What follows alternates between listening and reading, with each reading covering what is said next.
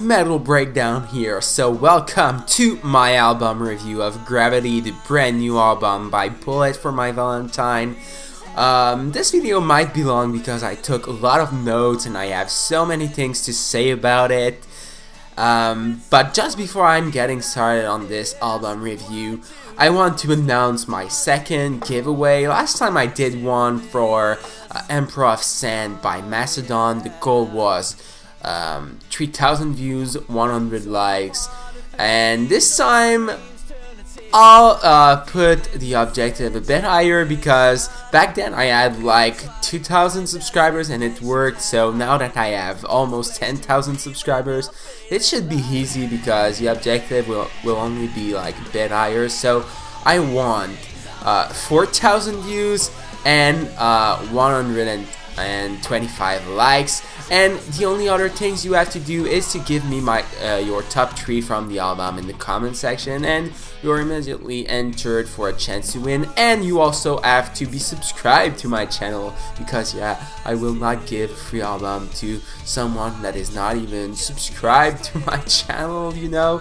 And the main question I'll be asking you guys before starting this album review: why did Bullet for My Valentine decided to change their sound so much with this one? Yeah, I understand, they wanted to try something new. That's the easy answer. But after this huge success of Venom, which was a comeback to their roots, being super heavy again, more like the first 2 albums or 3 if you think that.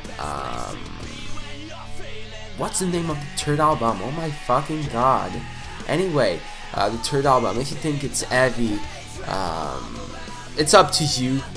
I'm not sure. It might be my favorite album. I'm still not sure his rating between this one and Scream and Fire. But anyway, why go with the super pop electro album after a fucking heavy metal album was so fucking popular? I don't understand, but we'll talk about that more in deep in this review, so make sure to continue watching if you want to know everything that I think of Gravity by Bullet for My Valentine.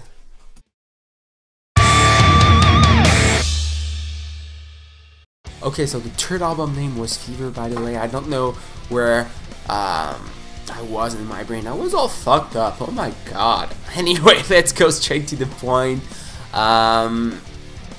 What I noticed about this album the most, the negative points about it are probably the lack of riff, because I'm really a riff fanboy and I was not served with that too well on this album. There's a few riffs, but mostly on most of the song is just some chugging like wow wow wow wow wow wow wow, and not some actual real fucking gold riff like we had on the last album with songs like Army of Noise, which has probably one of the best riffs the band has ever written, or probably my personal favorite is Waking the Demon from Scream and Fire. So if you're a fan of riffs, you'll be disappointed here.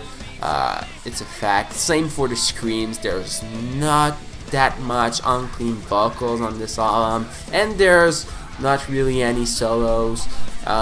Maybe on Don't Need You, I don't remember if there's one on this song, but for all the other songs there's no guitar solo, so huge deception as well for that. So right now I'm only stating negative remarks, but my review will not be negative. It will be more mixed to positive, mostly positive, because at the same time I'm still so happy that they tried something new. They really wanted to make an album that stands out, that's unlike anything they've done before, and they tried it, and now it's out of their system. So if you're not happy with the outcome of this album, don't worry. I don't think the next one will be like this one. Probably even heavier than Venom, because, you know, they slowed things down with Temper, came back heavy with Venom. Now they slowed things even like lower, so they will probably come back even heavier than on Venom. But I would not compare this album with Temper because so far it's better than this one for me, even though it's kind of slower. But The thing that I did not like at all with Temper is just that it's so fucking boring. After a few listens, you're done with it and you don't really want to listen to it again after that. At least for me, I listened to the album a lot when it was released, but maybe listened to it once since then, and it's been like what? I think it was released in 2013, so 5 years, and I only listened to it once since the first month of the release, in which I've listened to it a lot. So this album is definitely more interesting. Gravity has a lot to offer, and I'm sure that that's the spirit by Bring Me the Horizon that I really dislike at first. This one will grow on me a lot, and I don't even dislike it right now, so I might completely love it in a couple of weeks. We'll see, but for now I only like it, you know. I'll start with my top 5, and then I'll talk about each and every other song on this album. In the 5th position, it was really hard for me to decide, so I picked 2 songs in this position. The first one is Breathe Underwater. I never thought that an acoustic ballad would be so good and that it would fit so well as the last track on an album, because it's usually not how I like to end an album. An example of that is The Color of Leaving on the last Parkway Drive album, Reverence. It's kind of killing the mood, but here I feel like it ends everything just right. Same kind of song as Road to Nowhere, which is a bonus track from Scream Aim Fire, but only like the first part of this song, because if you know it, you know that the second part of the song is more fast, more heavy, and it's not acoustic ballad at all.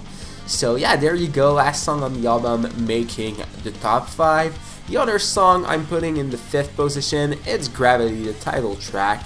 I was not expecting anything from this song, but I'm really impressed. It's probably the best song with a lot of electronics elements in it on the entire album. I feel like they really achieved what they wanted to try with this album on this song. I'm also surprised that in all the reviews that I read before listening to the album, they're not praising this song. They're just saying, oh, it's okay, or I did not care for it. But I don't feel that way. Should have been one of the 3 singles in my opinion, because it's really good, it's really catchy, and it's a title track, so would that made even bigger promotion for the album? Maybe, I don't know.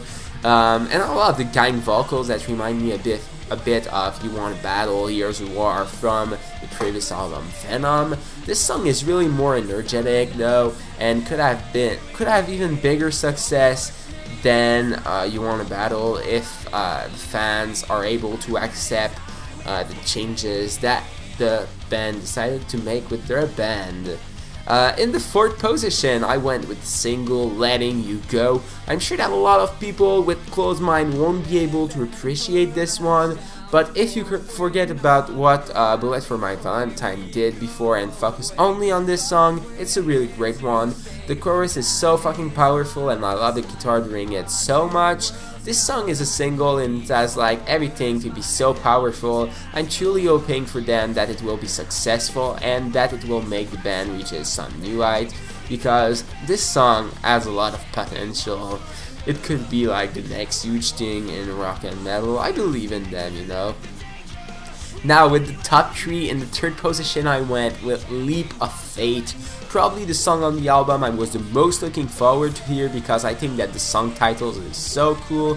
Reminds me of the Leap in Assassin's Creed. I'm playing the game right now, so it's so fucking cool. Also, it's really what they did on this album, because they really took a leap of faith. Because despite the fact that Venom was so successful, like I explained at the beginning of this review, and they regained their notoriety with it, they followed their heart and made the album that they wanted to make. Probably my favorite chorus of the entire album, and it's so cool to just headbang to it while blasting this song. There's also a really cool breakdown in the part with the unclean vocals when he says, release the pressure. It's super good, definitely a highlight from this album, and should be a single just like Gravity. So my pick for the next 2 singles, if there's 2 other singles, probably I would pick Gravity and Leap of Faith. They should also open the show with this one. It would be so cool. We'll see, maybe they will do that on the upcoming tour for this album when they will headline. In the second place, I went with Piece of Me. I did a lot to put this one first, mainly because of the crazy intro. The why I should give a fuck is so powerful. I love it. I love the effect on the vocals in the verse, and I'm already singing along every time I'm hearing the chorus. It's just way too fucking good. Cannot wait to hear this one live. I'll be blown away for sure.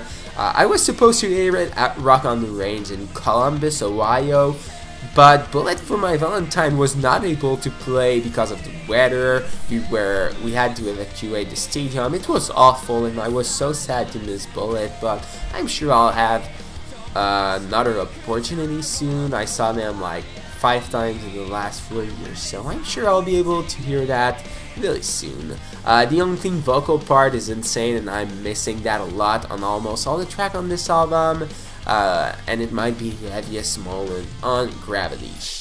Now, with my favorite song on the new album, which is not really new because I picked Don't Need You. I'm really surprised that this song made the album, and that it's not only a bonus track like Raising Hell was on Venom, because it was made like a year before the album, just like Raising Hell was for Venom. I think that Raising Hell was released in like late 2013 or early 2014.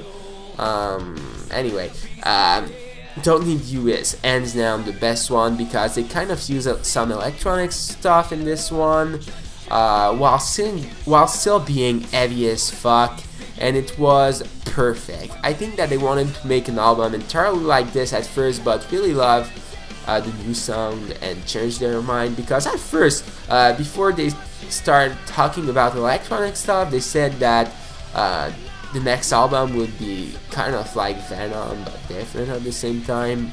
So yeah, I think they just changed their mind. But the entire Gravity album, even though I like it, should have been heavier. This is not a secret. I love heavy stuff, and I'm kind of missing that on this one. But at the same time, it's only one album. Often bands do that, go suffer for one album and come back super heavy, and it's only when they come back super heavy that you're able to enjoy the soft album, because you don't think they will remain like this forever, and I don't think that Bullet will continue like Gravity forever. So that's why I'm still enjoying it right now, and yeah, there's some really great stuff on this one. And like I said, that's fine with me, because it's always super cool seeing band trying new things and just think outside of the box, you know. But the reason why Don't Need You is the best is because it was already achieving the goal of finding what Bullet for My Valentine should sound like in 2018, which is what the band was searching for with this album. They said it many times in the interview, while still incorporating modern stuff while remaining metal, you know. All of this because for me, nothing beats some good riff and heavy vocals. That's why this one is still at the top, even though all the other songs in my top 5 were super good. I'll talk about all the other songs really fast because this video will be way too long otherwise, but over it.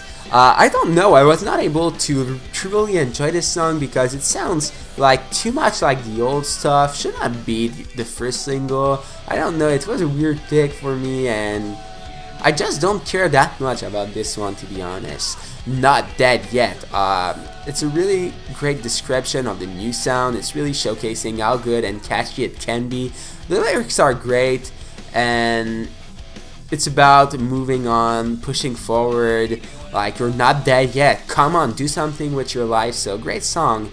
For the song The Very Last Time, yeah, this is a pun obviously, but for some people they will probably say it's the very last time I'm listening to this song. And like I said in my reaction, I'm trying to be funny because it's really pop electronic and yeah, too slow for me in general, but it's a cool experimentation and I can tolerate it since it's the only one that pop on the album. So yeah, only one song like this, okay, I'm fine with it. For the song Under, again, the first and second verse are kind of boring and I feel I will skip this one because of that a lot. But the chorus is really catchy and the second half of the song is great. I would have had non-clean vocals on top of the crushing heavy guitar part though, would have made the song so much better. And the only other song I didn't talk about is Coma. This song would be better with unclean vocals during the guitar part, like I said for Under Again. I would probably have done the same thing I said. And I would also have loved really heavy guitar riff instead of only them chugging like I said in the outro is the case in this song, and the cool riff would have made the song so much better. I'm such a big fan of riff, and I would have been in heaven. We only have some kind of backing unclean vocals during the outro, but it was not enough for me. So yeah, the songs in my top 5 or 6, if you want to count like that, are really the best, but even the other are not bad, like, but they're missing something for sure. That's why they're not higher for me. So that's pretty much it, guys, for my review. Again, if you want to participate to the giveaway to win a few free album of Gravity, just subscribe to my channel, like this video because it needs 125 likes, it needs 4,000 views, so watch it, share it, do whatever you want, and tell me your top 3 to participate. It's as easy as that. So yeah, at the same time, tell me what you think of Gravity. Was it a good decision to go with a complete new sound, or should they have played it safe and continue with a heavy trashy metal album like Venom was? Talk to me in the comment section, guys. Take care, make sure to subscribe, and I'll see you all later.